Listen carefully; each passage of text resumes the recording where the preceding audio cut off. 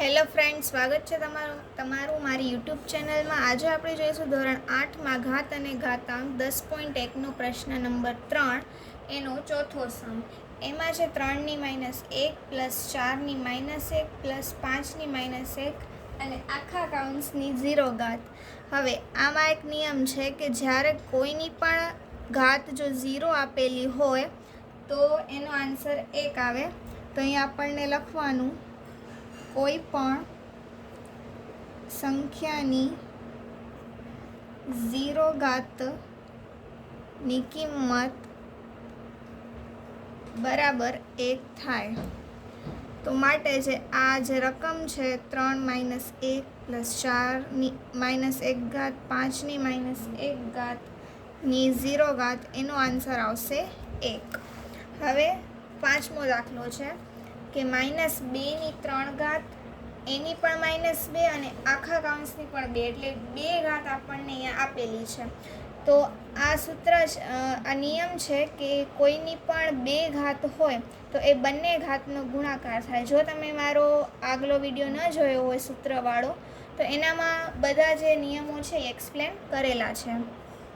તો આનામાં થશે -2 / 3 એની -2 × 2, જે આ નિયમ મુજબ થશે.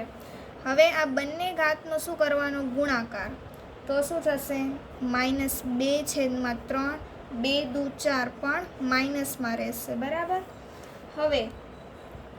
હવે આ જે -4 ઘાત છે એ આખા કાઉન્સની છે, એટલે આને પણ લાગુ પડશે અને આને પણ લાગુ પડશે. તો -2 ની -4 ઘાત અને 3 ની -4 ઘાત, આવી રીતે થશે, બરાબર.